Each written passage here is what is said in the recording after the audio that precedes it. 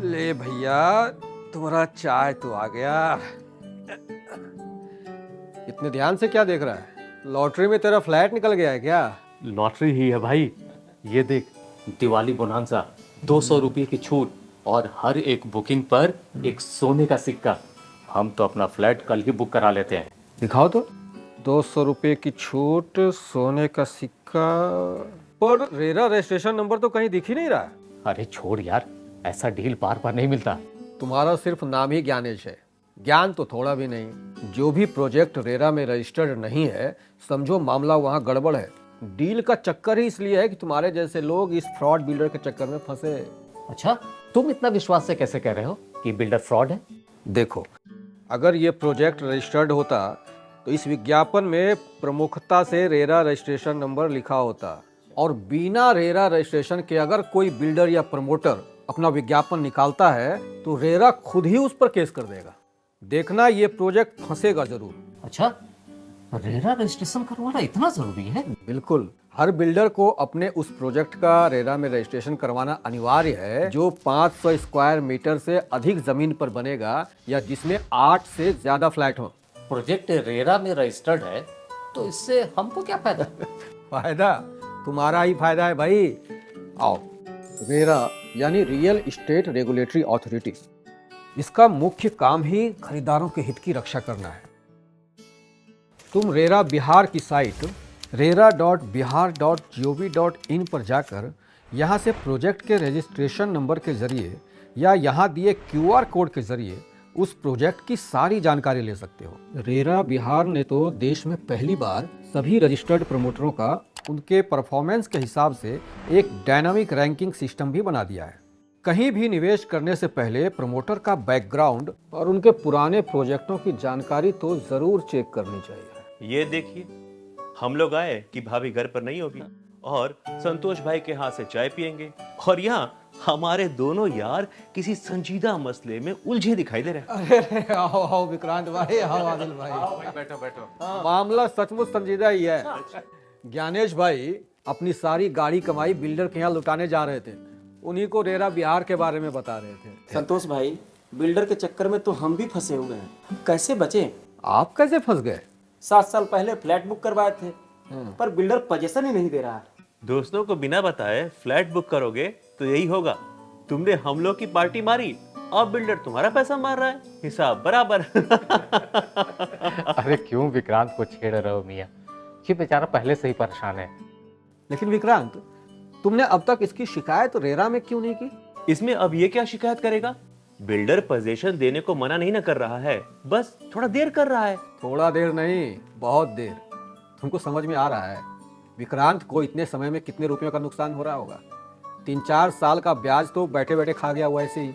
ऐसी स्थिति में विक्रांत या किसी आवंटी को शिकायत करने का पूरा अधिकार है। वो तुरंत पोजीशन प्राप्त करने के लिए केस कर सकते हैं, या किस्तों में दी गई राशि को ब्याज सहित प्राप्त करने के लिए भी केस कर सकते हैं। ये तो हमको पता ही नहीं था कि अलॉटीज के रूप में हमारे अधिकार भी हैं। बिल्कुल, हर बायर या अलॉटी पूरे अधिकार के साथ बिल्डर या प्रमोटर द्वारा किए गए वादों को पूरा करने की मांग कर सकता है। और वो अधिकार क्या क्या है, जरा हम भी तो जाने।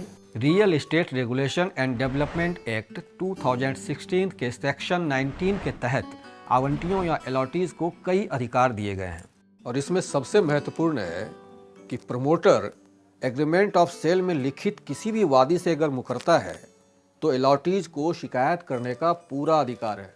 और उनकी शिकायत सुनेगा कौन? रेरा बिहार। रेरा के बारे में सुना तो है, पर अपनी शिकायत वहां पहुंचाए कैसे? ये तो बहुत आसान है। रेरा ने अपनी सारी प्रक्रिया को बहुत ही आसान और ऑनलाइन बना रखा है। ये देखो, रेरा साइट के होम पेज पर कंप्लेंट टैब पर क्लिक करना है, कुछ फील्ड्स भरकर अपना एक अकाउंट बनाना है। अकाउंट बनाने के बाद कंप्लेंट क्लासिफिकेशन सेक्शन में जाएं। प्रेयर वाले फील्ड में अपनी शिकायत या मांग से संबंधित विकल्प का चयन करें।